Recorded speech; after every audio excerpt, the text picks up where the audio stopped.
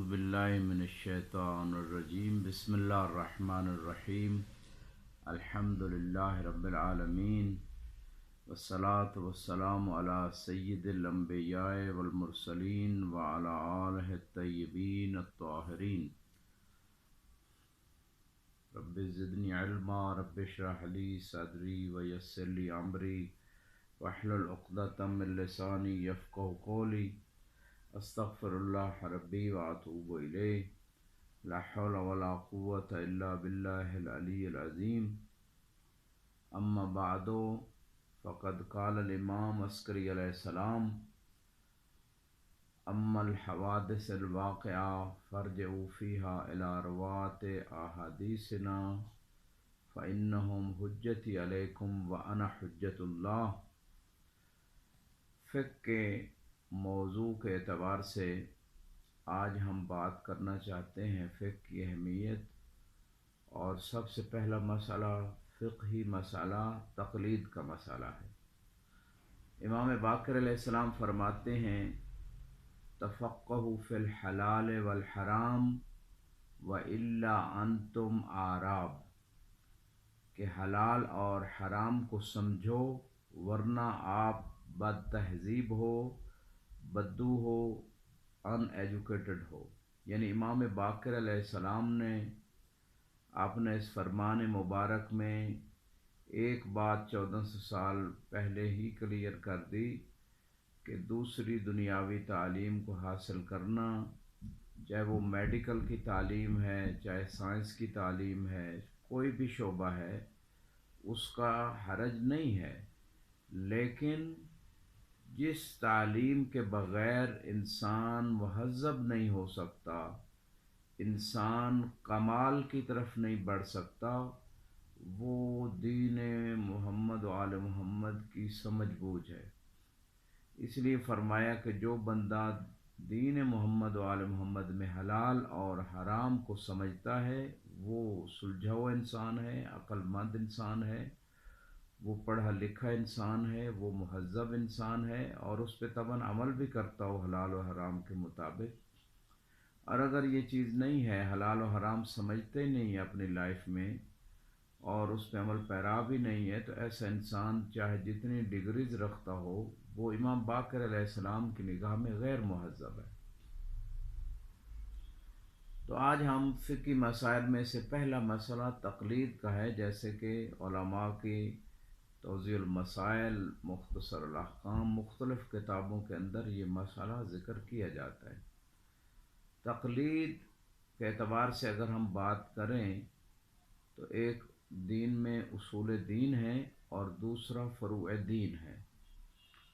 اصول دین 5 معروف ہیں: توحید، عدل، نبوت، امامت، قیامت، اور فروع دین 10 ہیں: نماز، روزہ، حج، زکوٰۃ، خمس، جہاد، تولا، تبرہ، یا امر بالمعروف نہی عن المنکر پہلے ذکر ہوتا ہے اور تولا تبرہ آخر میں۔ یہ 10 فروع دین ہیں اور 5 اصول دین ہیں۔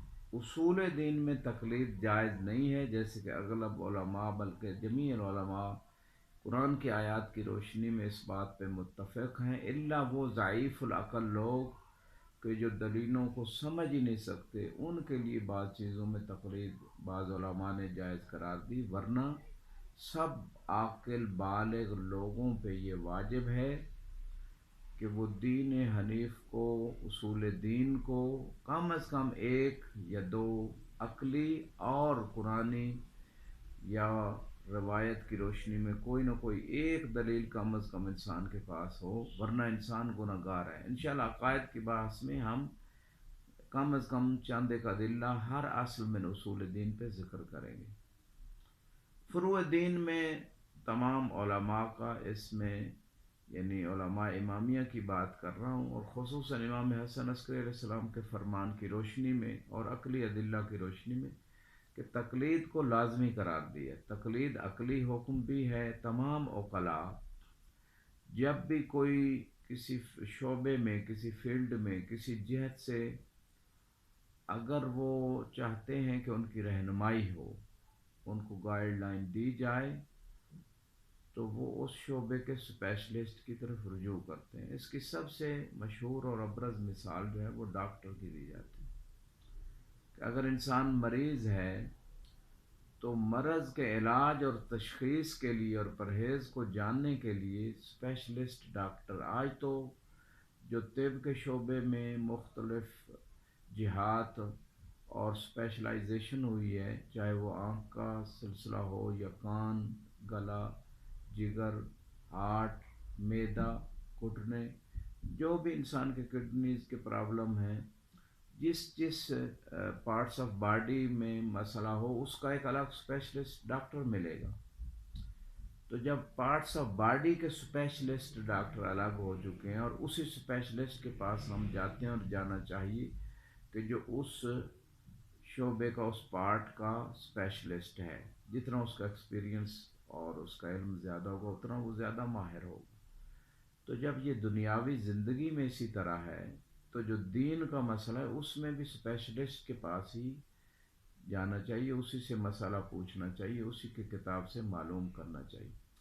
جب ہم دل کے ڈاکٹر سے آنکھ کا مسئلہ نہیں پوچھتے تو ہماری ڈیلی لائف میں ہوتا ہے، تو پھر ہم دینی مسائل میں کیسے جو نان اسپیشلسٹ پرسنز ہیں، اگرچہ انہیں بعض دینی معلومات ہوتی ہیں یا وہ مطالعہ رکھتے ہیں لیکن ان کے پاس دلیل نہیں ہے، یا وہ یہ نہیں جان سکتے کہ اس مقام پہ زیادہ امپورٹنٹ کون سی چیز ہے، کون سی دلیل ہے اور کون سی بات زیادہ اہم ہے۔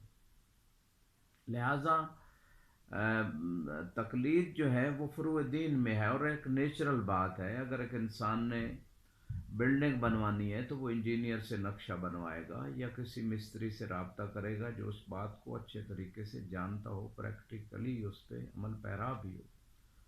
اسی طرح گاڑی خراب ہوئی ہے تو مکینک کے پاس جائیں گے۔ بہت سارے جو ہماری زندگی کے شعبہ حیات ہیں، پہلو ہیں ہماری زندگی میں، ہم اسپیشلسٹ کی طرف جاتے ہیں۔ تو یہ عقلی اور عقلائی طریقہ ہے، ایک نیچرل طریقہ ہے کہ جس فیلڈ کا مسئلہ ہے اس فیلڈ کے ماہر کی طرف رجوع کیا جائے۔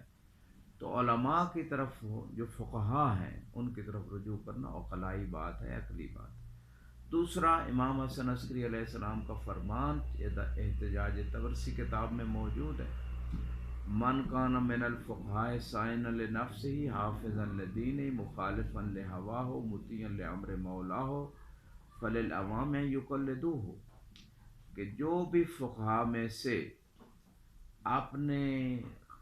اپنے دل کے ان خواہشوں سے اپنے آپ کو بچانے والا ہو جو دین کے خلاف ہیں، دین کی حفاظت کرنے والا ہو، دوسری کوالٹی، اپنے ان خواہشات نفس جو دین اور عقل کے خلاف ہیں اس سے اپنے آپ کو دور رکھنے والا ہو، اور اپنے مولا کے حکم کا تابع اور فرما بردار ہو۔ مولا اللہ بھی مولا ہے، رسول بھی مولا ہے، اہل بیت علیہ السلام 12 امام بھی مولا ہے۔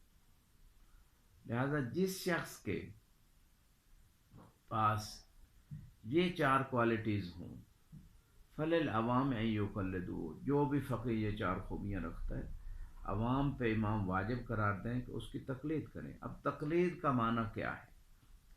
تقلید کا معنی ہے کہ فقیہ کے قول کو جو آیات و روایات کی روشنی میں فقیہ نے وہ قول دیا، وہ فتویٰ دیا، اپنی جیب سے نہیں دیا، اس قول کو آپ قبول کریں اور اس کے مطابق عمل کریں۔ یہ ہے حکم امام کا معنی، فللعوام ان یقلدوہ۔ اور دوسرے مقام پہ امام زمان علیہ السلام کا فرمان ہے، اما الحوادث الواقعہ فارجعوا فیہا الی رواۃ احادیثنا، کہ نئے نئے مسائل میں ہمارے حدیث کے راوی جو ہیں ان کی طرف رجوع کرو، کیونکہ نئے مسائل میں پچھلی روایتوں سے جس راوی نے حکم شرعی دینا ہے وہ فقیہ ہی ہو سکتا ہے۔ راوی تو بہت سارے ہیں لیکن وہ راوی جو روایت سے حکم شرعی آئندہ کے حالات کو بھی جواب دے سکے اس کو فقیہ کہتے ہیں۔ سمجھنے والی چیز ہے اور سمجھنے والی شخصیت کو فقیہ کہتے ہیں قرآن و حدیث کی روشنی میں۔ فرمایا فَإِنَّهُمْ حُجَّتِي عَلَيْكُمْ، کہ جو بھی فقہا ہیں زمانہ غیبت میں فقیہ ہو، 4 خوبیاں جو میں نے بیان کی، امام عسکری علیہ السلام کے فرمان کی روشنی میں وہ بھی اس کے اندر کوالٹیز ہوں، تو ایسے فقیہ سے رجوع کریں. وہ میری طرف سے امام زمانہ فرماتے ہیں تمہارے اوپر حجت ہے، وَأَنَا حُجَّةُ اللَّهِ عَلَيْهِ، اور میں اللہ کی طرف سے ان فقہا کے اوپر حجت ہوں. روز قیامت یعنی امام زمانہ احتجاج کریں گے ان لوگوں پہ جو فقہا کی تقلید نہیں کرتے، کیونکہ امام کہیں گے میں نے تمہیں فقہا کے سپرد کیا تھا غیبت کے زمانے میں. جو لوگ کہتے ہیں کہ نہیں جی ہم تو امام علیہ السلام کی تقلید کریں، تو یہ امام ہی کی تقلید ہے کہ امام کہہ رہے ہیں فقہا سے پوچھیں. اگر امام ظاہراً موجود بھی ہوں، سابقہ ائمہ کے ادوار میں بھی اسی طرح ہوتا تھا، تو ائمہ ہر وقت تو موجود نہیں ہوتے تھے ہر بندے کے سامنے، اور ہر مسئلہ ہر وقت ہر ایک کو تو نہیں بتاتے تھے. خود سائل کہتے تھے مولا ہر وقت میں آپ کی خدمت میں حاضر نہیں ہو سکتا، میرا گھر دور ہے. تو ائمہ علیہ السلام پھر فقہا کی جو اس زمانے کے فقہا تھے ان کی طرف رجوع کا حکم دیتے تھے کہ ان سے مسئلہ پوچھ لیا کرو. ابان ابن تغلب سے فرمایا اجلس فی المسجد وفد الناس، مسجد میں بیٹھو امام موجود ہیں اسی شہر میں، اور فرمایا آپ مسجد میں بیٹھا کرو اور لوگوں کو فتویٰ دو.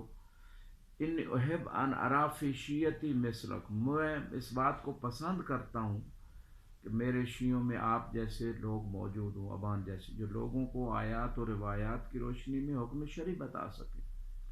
تو یہ بات تو ائمہ نے اپنی ظاہری زندگی میں سابقہ ائمہ نے بھی فقہا کی طرف رجوع کا حکم دیا. اور ایک یہ نیچرل فطری سی بات ہے کہ ایک شخص ہر بندے کا جواب ہر جگہ ہر وقت ہر سا، وہ اس کی ذمہ داری نہیں ہے. امام علیہ السلام نے ائمہ علیہ السلام نے حوضے قائم کیے، رسول خدا کا حوضہ تھا.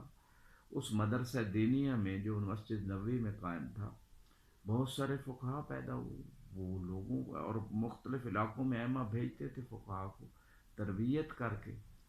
تو یہ فقہا کی اہمیت اور ان کی طرف رجوع کا جو حکم ہے یہ امام ہی کی تقلید ہے. فقیہ کی تقلید امام کے قول کو قبول کرنا، امام کی اطاعت ہوگی.